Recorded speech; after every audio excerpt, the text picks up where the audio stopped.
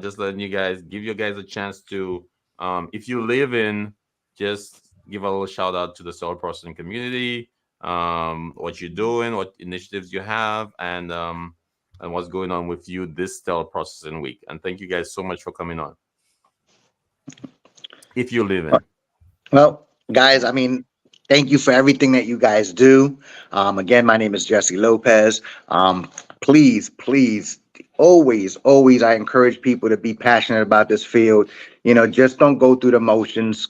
Ask why. Know the whys. Don't be afraid to challenge what you learned and what you're not practicing, because that's one of the big things that I notice with my students when I teach them is they're all hands in for all the new education and all the new, teachings, and they're practicing what I preach. And then 6 months down the line, they abandon it, and then they're like, well, Jesse, everybody else isn't doing it. Please, guys, always stick to your guns, because it's going to come around one time where you're not going to do what you need to do, and it's going to come back and bite you in the butt.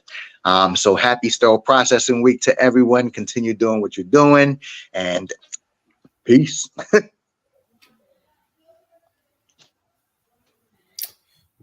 Yeah, I'll absolutely. I mean, I think CS Week shouldn't be just a week, but I guess we emphasize it a little bit more. But I try to support you guys as much as I can. What I got going on this week, I literally just put a bunch of pens and goodies inside 200 peel packs to hand out to customers this week, and providing some lunches and breakfasts and all that good stuff, and really just driving around saying thank you. So to me, that's what I'm doing, because I know you guys. It's still mind-boggling to me what goes on in that department, and that's why I love sterile processing and truly believe what you guys do is the most important in a hospital setting. So I appreciate everything you guys do, and happy CS Week, it's happy CS year every day for you guys. So I look forward to seeing everybody in my territory. And Ebo, you too, you're in my territory. So and I look forward, maybe I'll meet you guys in person sometime soon too. Thank you so much, brother. Appreciate it. Mm-hmm. Yeah, happy Sterile Processing Week to everyone. I would say probably anyone in this group or any groups who have spoken today, reach out at any time if you need an advocate or have questions or someone to help you if you are needing things in your department. Try to find a local chapter you could join in your state or somewhere if you need more education, or again, there's resources everywhere out there. If you just take a little time to look, we're all in this together. SPD is kind of like a big little planet or world. It's crazy how we all meet each other and know everyone, and we kind of all go through the same challenges. But definitely respect the work that everybody does, and happy to be part of this group. So. Yeah, thank you. All right. Well, happy Sterile Processing Week, guys. This week is always a time where I reflect on the year behind us and what we want to do for the year ahead. I'm in awe of the amount of work that this industry accomplishes with the amount of resources that it has. And as Jesse spoke about being passionate about your field, I want to encourage you to do that, and most importantly, retain a spirit of curiosity about everything with this field, because it's going to drive your critical thinking skills and get you to question some of those procedures that maybe aren't effective, but you've just been doing them this way for a long time. So go ahead, keep that spirit of curiosity rolling with you. Food for thought for some of you that are struggling with some of these verification tests. I have SBARs written for the majority for business justification. So all you have to do is reach out to me if you need some SBARs and you don't know where to start. Or anybody on this team. Honestly, anybody on this call. I'll be reaching out, and I like your t-shirt too. Thank you. I noticed that. We love the process, right, Jesse? Yes. That's right. Yeah. All right, guys, I'm going to jump off. I'll Have call a you great guys. night, guys. Peace, guys. No, Peace. hold on. All right. Bye. I just want all of you guys on the screen at the same time. Oh, okay. I'm going to bring up Mr. Steven Kovac. Oh, hi, Mr. Steve. Ibu, Hi, Steve. Hey, What's hey, going Mr. on, Gray, guys? Mr. Lopez. and Hey, Mr. Nate. Llewyn Hey, Steve. Hello, Perkins. Hey, Wayne. Sarah. You, you. Thank you guys for coming. I just wanted y'all to say hi since we're so close to each other right now. I mean, I don't know how often you Oh, guys wait, meet, this but way for Steven, yeah.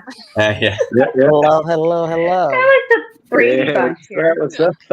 This is a story about name Right. Denard. He put his family all together now. He had Uh, 5 men, 2 women. They all. I knew Steve would do that. so guys, thank you for joining. If you have to leave, thank you so much. Thank you so much. And then we're going right into the next topic, guys. Um, it's a loose topic. Getting into leadership, building bridges to success. And I know something Lewin deals with a lot. Mr. Kovac's been mentoring people since when we had the wooden tires and horses. And just a little joke, Steve. I'm just It's kidding. I'm just kidding. okay. I'm just No, kidding. no, that's okay. You're allowed to. You're the host. You're the man. So, You control it. This is your show.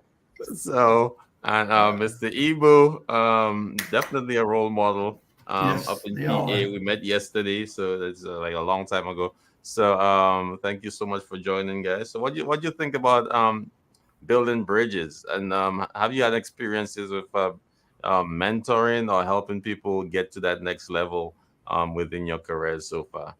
What influence have you had with others within the industry at this point? It's just the four of us, guys. Nobody's watching. Speak your mind. Absolutely. Well, Denard, congratulations. And so introduce yourself too. Sorry, my bad. My bad. Okay. My bad. Lewayne Perkins here, industry friend, subject matter expert on sterile processing. And, I actually identify myself as an authentic leader. Because I know we spoke about leadership styles and types. And we know the leadership as a study is ever evolving. And the only way we can move forward and process anything new is by walking over a bridge or building bridges to different concepts, different people, different structures. So your question relating to have we ever had to build a bridge, I think as a core foundation in what we do as technicians, are working in cell processing department in any regard, vendor leadership, frontline personnel, you have to work with others. The power of our profession is the gift that we have to work with people every day, right? So that's the ultimate blessing in my eyes. We have the opportunity to work with people every day, and working with people, you're gonna build bridges. You're gonna get to know their different backstory, their origins. You're able to grow. So I think organically, the moment you interact with another person, whether you know it or not, you're building a bridge. True. So very true. True. Ibu, what say you? Yes, so that is a great topic for discussion. And most of us in store processing leadership started out as technicians, and we found that mentor or we found that person in leadership that we sometime during the work time said to ourselves, I want to be just like that person, whether good or bad. Sometimes you say that person is doing a horrible job. I bet I can do better. Believe it or not, when you talk about mentoring in some of your previous panel, I think the previous two panels before this with those dynamic ladies, they talked about mentorship and seeking mentorship and guidance.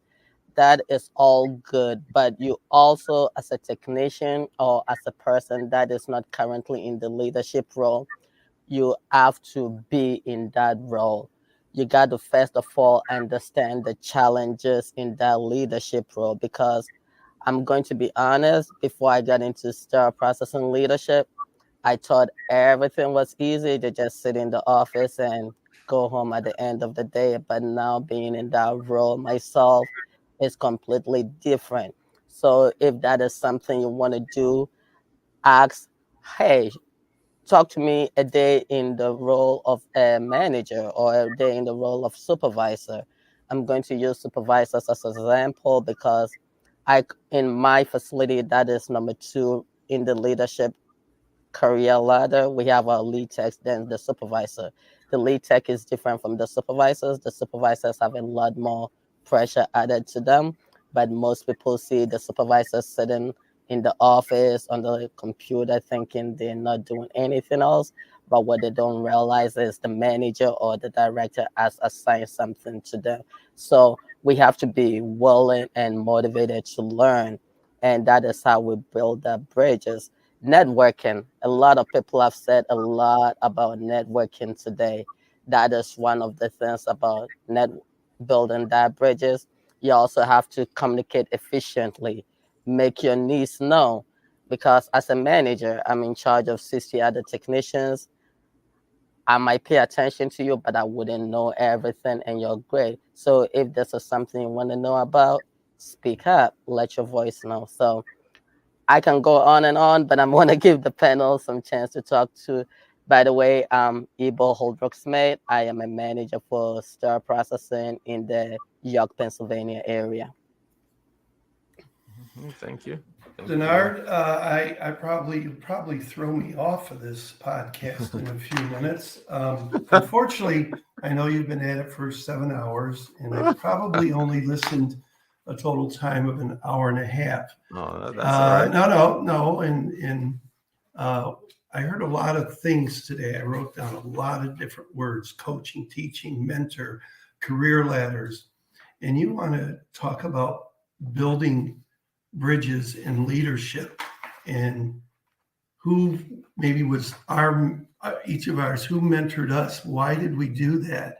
Well, I look at it very differently on how I picked out my mentors. And then they also picked me out, because there's a difference between a coach and a mentor and teaching and so on. I believe you lead by example. So each of us has our own core values of whatever it is. And if you are, how you influence people, you influence your staff, is by your example. And I can give you 3 or 4 traits of bad managers I've seen, and we might get into that. But if you don't lead by example, no one will follow you, and you will not be able to build that bridge. And you want them to model their behavior and to manifest it like you are day in and day out. Simple things as showing up on time, being at meetings, following through on commitments, be genuine where you work. You see this in other people where you work. And if you see that, I want to be like them. I want to do like that. I had one of my careers, which I don't talk about a lot, is I am an ex-perfusionist for a few years. And I got the head of cardiac thoracic surgery noticed me doing a different job somewhere in the operating room. And he recommended me to be taught on the job, because I was doing what I was supposed to doing, but doing other things and not worrying about, oh, will they see me, or what am I going to do? Because I saw the head of thoracic surgery actually mopping floors in the OR, going the extra mile and doing things, and saying, that's the person I want to work for.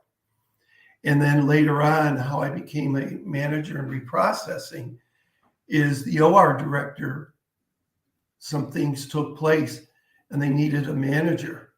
And because I displayed traits that that manager or that director had, we knew we could mesh together. But if you don't live by example, you cannot build a bridge to your staff. That's what I believe. And I also believe many of the managers today, want to, Ebo, if that's how you say your name, forgive me if I didn't pronounce it correctly, do sit in their office. I tell people they need to do a milk run. Besides going in and seeing your staff first thing in the morning, how many managers actually will walk out and go through all 34 ORs or all 40 ORs, and everybody knows that you're the manager of sterile processing? Yeah, there's a mark on your back, but if you walk and you listen, you will now start to build bridges, and they will see, okay, Steve, this isn't working, that isn't working. I'll take care of it tomorrow. That's not what it's about. You write it down, you look at it. When you see them the next day, I still have it down here. I'm looking at it. But people they do sit in their office and they don't get out and they're afraid. You've got to go out and lead by example. And I think you look, or at least I look for people that I wanted to be associated with and to be like, and if they felt I had it, they put me under their wing and says, I'm going to help you on this. Or one could coach me on this, because not everybody can do everything. But I think leadership is by example, and you gravitate towards people with the same values and who you want to be. And if you set the example for your staff, they will see how sincere you are. So that's a couple of things to get going and see what the other guys have to say about that. I think you brought up some real good points.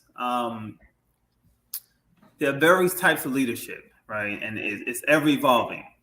And I agree with you on this extent that you are going to find your tribe, or what we call your A-likes. You're going to gravitate towards people who may be within the subgroup of this concept. And when building a team, you also need the ones who are not going to agree with you, who are going to see things totally different. I was always taught that as a leader, and it's my job to find and hire folks on my team that are way more smarter than me, way more advanced. So the best leaders are smart enough to hire up and not hire at level. When you hire up, you're thinking about tomorrow, the future. How can you really grow your own entity, your own organism? So I really think it's important when as you see your mentor, there's a difference between a mentor and a coach. We know that now at this point. And there's some variations of mentors. One of my closest mentors had nothing to do with the sterile processing industry, but it was from her that I learned so much leadership concepts and how to apply. And one of my biggest takeaways was when you come in contact with an authentic leader, a part of that person becomes a resident of you. They become a part of you. And when you truly are in the presence of someone who's authentic, no matter when they leave or once they have entered the room, you feel their presence. You know that you're in the presence of someone that's real, that's tangible. I see some leaders where they default to their management trait, but that they classify it as a leadership trait. And those are very different aspects, right? Because you're a good manager, you might not have a leadership bone in your body, in your cavity, but you're not a manager. But how you identify management, you call it leadership. All right. So it's just important as we deposit in our mentees, we're really giving them the hard truth. So we give it to them now. When they come into some of our experiences, they may not know how to deal with it every step of the way, because remember, leadership is ever evolving, but they'll have enough in them, part of their bark, their core, that they'll be able to manage through. So yeah, I agree with you that your mentors, there's different, they don't necessarily have to be where you work. And I agree. I have had mentors outside of the healthcare facility that have helped me as a person, and then through leadership and so on. And so you don't necessarily have to have them at work. You can find them in other opportunities. You might belong to Rotary or Kiwanis or whatever. And you can find people to help you, and then that helps you in your job in what you have to do. So I agree. You're not always going to have, they're not always going to be found at work. They can be found both at work and outside of work. And I don't want to hog it. I want to give our other friend, he's waiting. I can see he's ready to jump out of his chair. So I want to make sure that we spread up our time here. So I'll be quiet for a while. I'm really honored to be in the presence of these great gentlemen right here. Luane, I'm very happy you brought up leadership versus managing. Most of us, especially the up and coming leaders in the industry, sometimes confuse leadership with management. I was one of those people until I got into my MBA class. That is when we delve deeper into leadership versus management. And right now in my DBA class, we are actually doing in-depth management before this era and management this era onwards. And what I'm actually learning about myself and most sterile processing leaders is we use the skills-based approach. Because our job is so technical, we tend to default, especially from those of us that came up from the rank up into that leadership or the management role, we tend to fall back to, okay, let's use the technical approach. If X is equals to Y plus B, let's take this and do this. But looking at now, in order for us to be successful in that role as a leader or even as a manager, we got to use the skills-based approach. Every situation is different. We got to go ask why. Why is this like that? Why is this like that? Why and this like that? And if you transfer to lean management, you have your 5 whys. Sometimes the 5 whys may be less than 5. Sometimes it'll be more than 5. You keep asking why till you get to the root cause of the issue at present. That is where we solved it. When it comes to mentorship, I'm one of those CS leaders that do not have any mentor in the industry. When I started looking for mentorship, I asked folks in the industry, and maybe I wasn't passionate enough, but I wasn't able to get a mentor in the industry. So guess what? I stepped out of my sandbox and went into outside. I went to the business aspect. And for us to be a really good CS leader, and most of the panels earlier this week has talked about CS industry and branching out of the CS industry. One of the panels was making your case to the C-suite. You got to have that business acumen and that business knowledge. So we got to spread out. One thing that I do with my leaders is I assign them a task or a TED talk. Then when we meet, we go over that TED talk with my mentees. And that was something that was started by my mentor. And my mentor was actually a perfusionist, not somebody in sterile processing.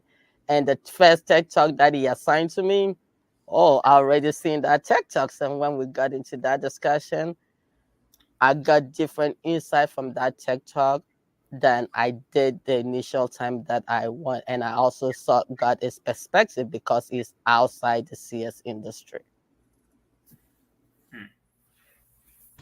You brought something skills-based, and what I see, and this was brought up, I forget when in the previous 7 hours. I see poor managers. I won't call them bad. They are what I call the squirrel with the nuts, the information hoarders, and they really believe and they treat information as this commodity to hoard rather than a gift to be shared. And I'm not trying to plug this line, but I've been saying it for a long, long time. There's this one thing that knowledge is power. Now, knowledge is not power. The real power is when you share that knowledge with others, just like what Denard's doing over these next 12 hours as he pumps that coffee into his veins. It's as a manager, you have to realize you're not any good if you hoard it. And we both, all four of us here, we've seen people who hoard it and they think that's it, but it makes the team weaker, them weaker, the department weaker. And even though things are skill-based, you still have to share that knowledge with others to build the bridge to show that that's there. So I'll be quiet. No, that was well said. Hold on 1 second.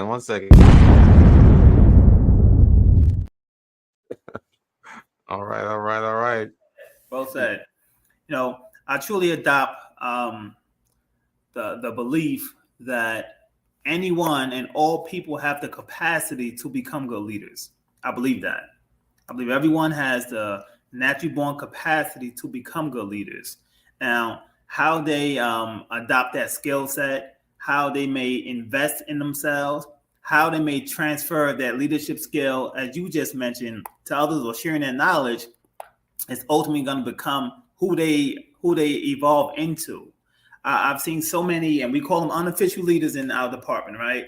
Those technicians or those frontline superstars who are always solving the problem without you asking them to solve the problem. They're there. You can depend on them. They're going to show up and go a mile and a half, even to anticipate what's coming around the corridor.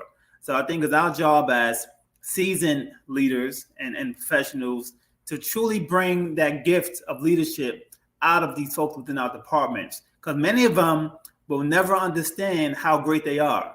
It takes a mentor or a true leader to really, it's almost like a genetic explosion.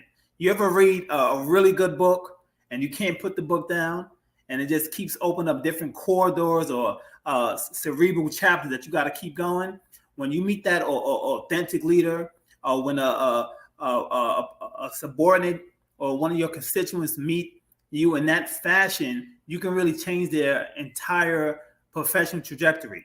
You can really alter it. So it's important for us to reach out as leaders and try to identify and spot who really has the potential, the untapped potential that we can really help and grow. So I think that's a job for all leaders in our industry. Who's going to replace you or stand by you? Most people don't. Go ahead, Denard. You're the boss. We gotta let you talk. No. You go ahead. I'm here for 12 hours. My opinion will come through anyway. No, this is very important, because what you're saying is leaders are really born. Leaders are made, and they're made by their hard work. And like, if you're mentoring or even seeing somebody in your department and you start to see that, then you start to help them and show how that hard work can go. And yes, I'm not a leader today, but I'm not born with it. I'm trying to put it how you said it.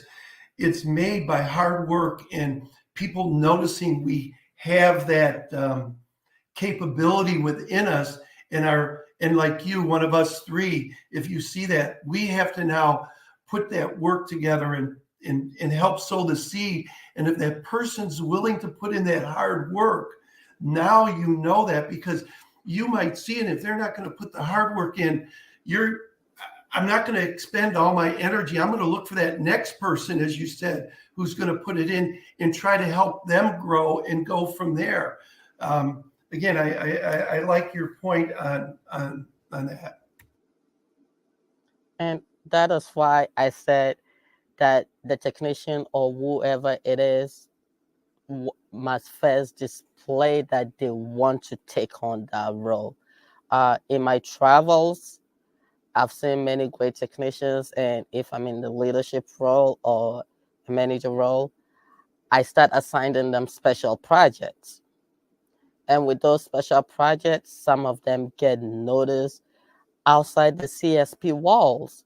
I'm currently working on projects that some of my technicians are being recognized by our outside clinics. And that is somebody that is willing to learn and take on additional responsibilities, not just that they just want the title and the quote unquote money that comes with it.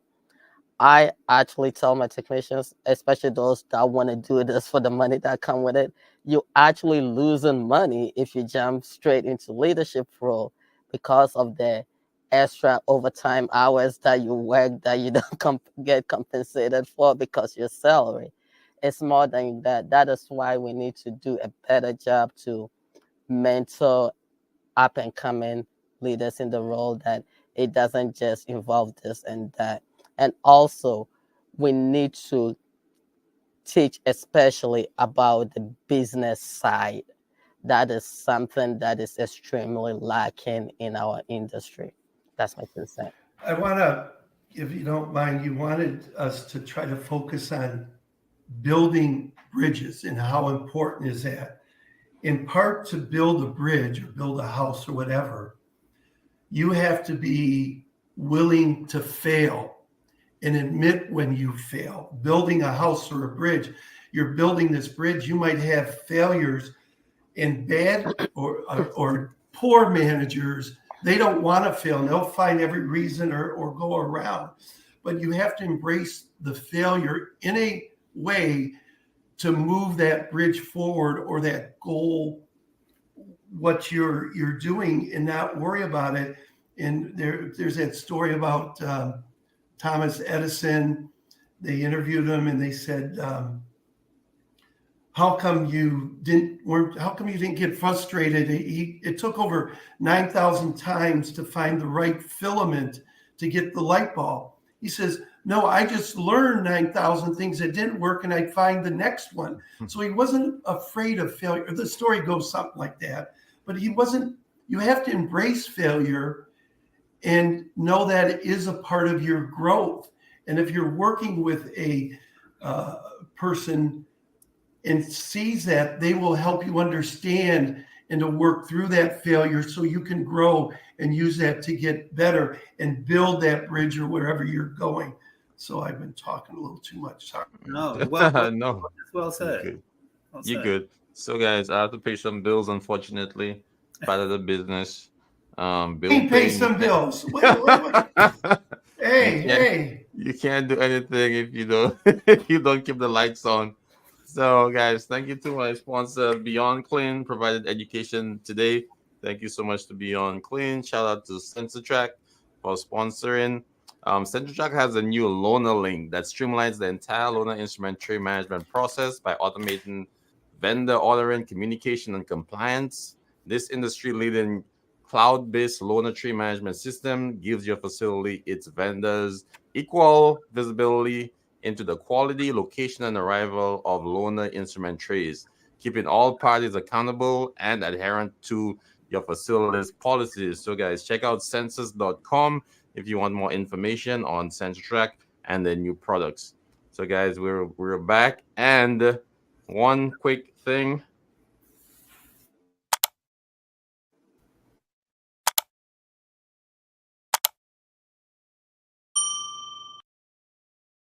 Use your pinky finger on your phone and hit that notification bell if you want to be aware or notified every time we have new content coming out.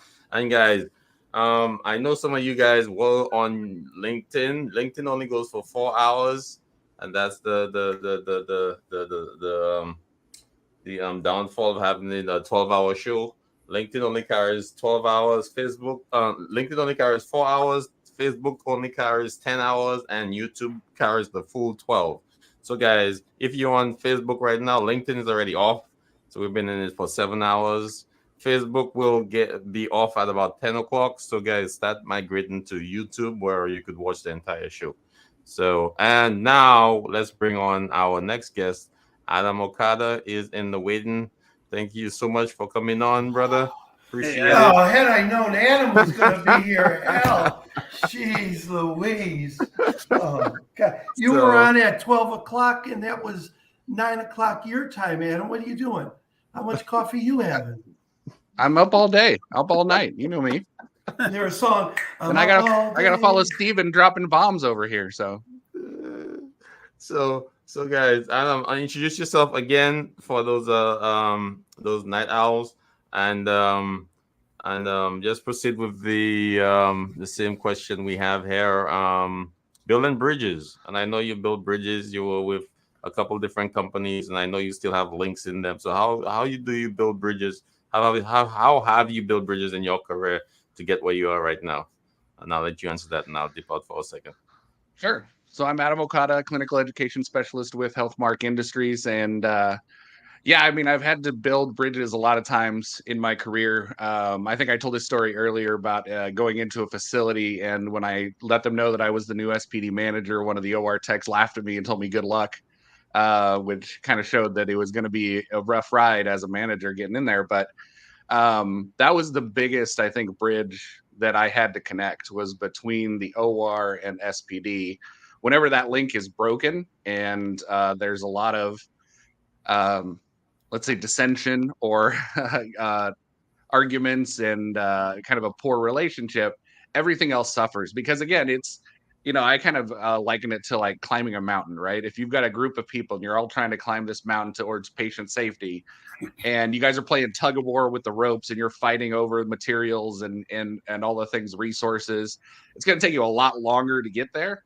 So you really need to have that teamwork between those two parties, especially OR and SPD. I mean, it's the whole hospital system, but that's a really vital link to maintaining that patient safety is with the OR. Oh, I would agree with that so much. And I think as new leaders are coming out of their shell and forming and understanding what they're going to bring to this environment, you have to monitor who's in your circle, right? Because I remember when I was a young leader, I came from the place where I was a technician, and I had a crew. SPD is my crew, or the heart team was my team. And the moment I began to scale that ladder, those relationships begin to change because now there was different types of responsibility. There was different types of accountability, and I found myself really challenged to, wow, I have to write up someone I had lunch with last year or someone who I attended their anniversary. So these are the different steps necessary for you to really understand some of the differences between management and leadership and the mental capacity that you have to have as a leader, because your environment is going to be a pressure on you. Even the best hospital systems in the country, there are still elements of an environment that true leaders have to know how to navigate, which leads to one of my favorite sayings is that the best leadership tool is communication. And whether that's verbal, data, informational, the best leadership tool is communication. You can master the communication tool and be good at it. You can really move some barriers out of your way. So it looks like Luane and I are thinking on the same spectrum because I unmute to speak about bridging that communication gap. So we all know that issues arise when people don't really understand each other and what each other's priorities are. So we need to facilitate a discussion. So when we are mentoring or trying to develop the next generation of leaders, we have to mentor them to look at the information or the data that they have objectively, not subjectively, like this is my viewpoint, then be able to communicate that data factually to all other departments involved so we can all look for a shared idea or a shared objective, and we can all collaborate on the solutions together and give credits where credit is due. I'm going to lighten it for a quick second. I think I'm the old guy here, but Led Zeppelin had a great song called Communication Breakdown. But that's what we're talking about is how do we communicate? What do we communicate? And if you don't explain to your staff what the goal is or why you're collecting data or whatever it is, you're going to lose them, and you have to be open and sincere. And Mr. Perkins, it is true. Every leader's got to know how to communicate. You have to know how to communicate on the different levels. It's different to your staff. It's different to your coordinator or your leader or supervisor. It's different to your boss. It's different to the C-suite. And, how you talk and convey is very important. And, communication is something a lot of people, I believe, are losing because of the pandemic. Everything, nothing against this video on that. Okay, I'm old school. I'm not really, I text and all that, but people don't know how to talk to each other. They don't know how to ask questions properly. Everything's defensive. And that skill is being lost, that personal interaction of how do we talk. And that's why I'm going to come back to my milk run. That manager has to walk through those departments and communicate to the people in thoracic surgery or vascular surgery or orthopedics. Hi, I'm Steve. I'm Adam. What do you need? What's going on? And if you don't know how to communicate that, you're going to sit, as Evo says, you're going to sit in your office and think, if you don't go out, you're in trouble. I like how you've all said communication. I think it's vital. Yeah, that's big time, And you communication. It's unfortunate, Steve, that communication has actually become a buzzword. And we look at certain buzzwords, all they do is buzz. They never form full sentences, which forms paragraphs, which form stories. They're just buzzwords. So we should really take the time as leaders to understand how communication looks. What does it feel like? True communication, you can feel it. It's much more than words. You can feel it. It's much more than only body language, which takes me back to still becoming an authentic leader. It's those conversations where I teach some of my staff that in any conversation, you're either winning or you're losing, right? If you're the one always investing, always giving, and it's not being reciprocated, then you have to now challenge yourself to how can I empower this person so he or she can become the investor, right? Because you don't want your cup to run empty either. So I think we should really spend more time and just not communicative theory, but really communication as an application, as an action item. Yeah, there's a great book on leadership called Illuminate by Nancy Duarte. And in that book, it's really about how a leader is supposed to kind of light the way for the travelers that are going along with them, right? It's not our job to tell them where to go. It's our job to sort of go with them and light the way. And you do that through convincing them what your vision is. You have to, hopefully you have a vision for the way things should be, or a better way you should be running sterile processing. And you have to convince them to go with you. If you don't, then it's just your vision, and there's nothing that they're not going to follow you unless you're able to communicate to them what's so important about it. Why are you going in this direction? If you're doing patient safety improvement projects, why are you doing those things, and what makes them so important? So I think that's a vital skill for a leader, as far as convincing others to go along, is being able to convince them how important it is. Oh, so powerful, Adam. I tell folks, one of my superpowers, and we all have them, I'm a natural born salesman, right?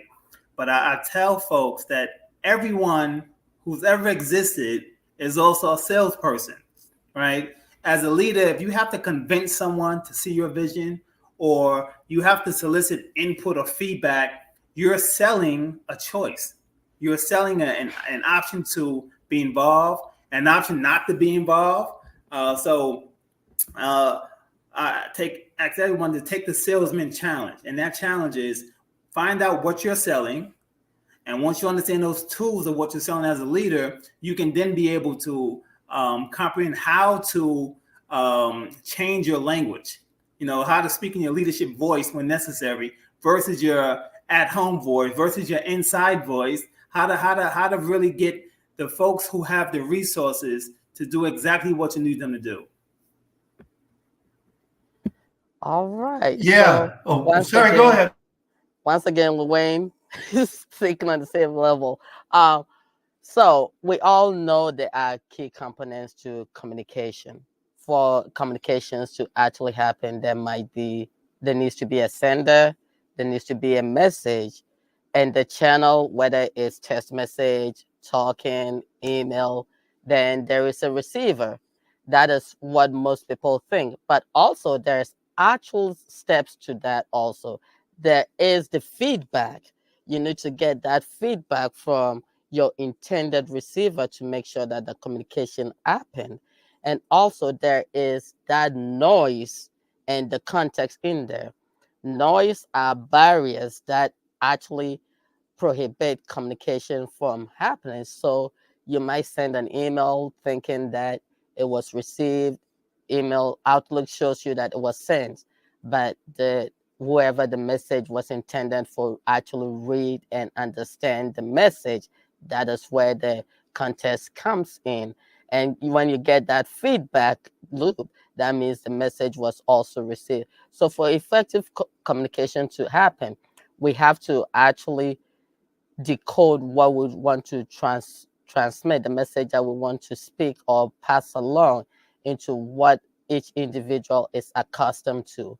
My emails to my technicians is different from my emails to my one-up, which is different from my email to the C-suite. Even in the C-suite, my email is from the chief operating officer is different from my email to the chief financial officer.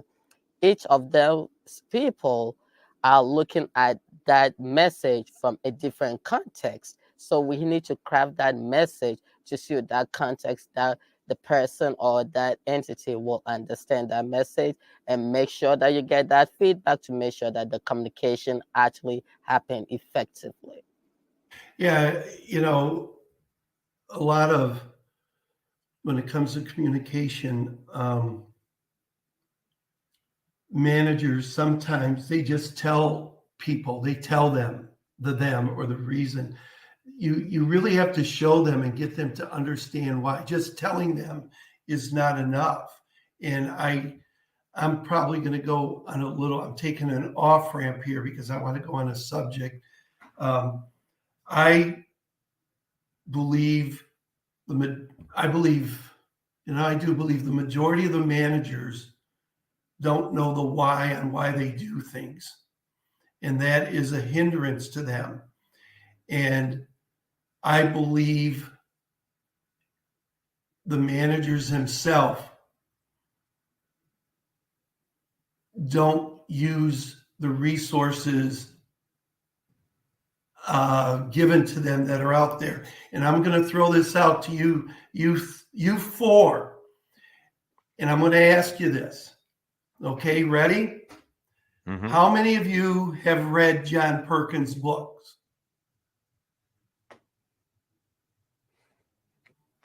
You know who John Perkins is? He is the most famous person right here. This used to be required by the old Isham to read. I see so many people asking all these whys. This book should be our main reference. This is based on science, peer-reviewed literature. It explains so much and nobody reads it. And this has to go, they just buy a technical book or technical training, and this book will get people the why to help explain. It even goes through some of the business things on the cost, and now some of it is cost of reprocessing for linen and that, but in the concept of how you do cost accounting and that, this Perkins book, this should be required for everybody, but it's not. I go when people say, who's John Perkins? John Perkins is the godfather of our industry, and it's not even being taught and used anymore. And that's what gets me upset with the majority of people in leadership or management they don't really know the why they're doing something other than, oh, I got this technical manual or I've done it. And I'm very disappointed that it's not required in the classes that are being taught in sterile processing. Okay. That's valid information. You know, you ever heard the term leadership fatigue or cognitive fatigue? Yes, sir. Yep. It's when folks get tired of learning before they even start the process of learning. And it's an unfortunate trend that I see in many parts of business and healthcare. You have to train yourself to read again, believe it or not. You ever get a real super long article on LinkedIn? For a while, I was like, man, the Nod had 3 days to write this article. I'm only in the second paragraph, and I begin to see the same paragraph over and over again.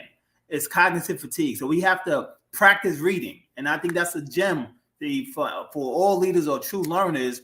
Practice reading. You know, this is the only way we're going to peel back the onion to get to the core of this emotional context. So that's a very, very good jewel. Thanks for sharing that. It's in my shopping cart right now, so I'm getting it. I'll tell you one more since you're letting me go at it. I'm sorry. There's another book, The Sterilization of Medical Supplies by Steam. It's by Jay Haas. This book is what's recommended by the WFHSS. This guy, if any of you are going to the World Federation, you got to meet this guy. He works in third world countries and he is unbelievable. I've known him for 24 years. And this book breaks down steam sterilization. Anyways, we need these fundamentals. We're losing the fundamentals for our staff to know why they're doing it, because if they don't understand the why, I'm getting passionate, I'm sorry, we lose the critical thinking skills. A manager, a leader has to have faith and give faith to his staff that they have the critical thinking skill that they will either accept or do this tray right or release that load. And if we don't give them how to critically think in that information, then we are defeating what we're doing, because we want them to be self-sufficient. We want them not to need us for those things, but to need us to get them the tools they need to succeed.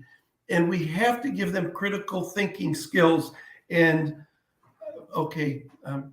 Well said. What's the title of that book again? You're on mute. You're on mute. It's called Sterilization of Medical Supplies by Steam by Janhuys.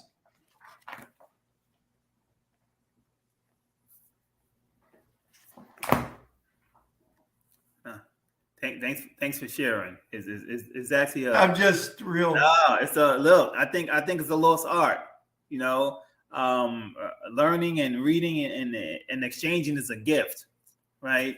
And it's a gift that we can share amongst the biggest and most valuable resource that ever exists, and that's the human resource. So we certainly have to continue to exchange this sort of information.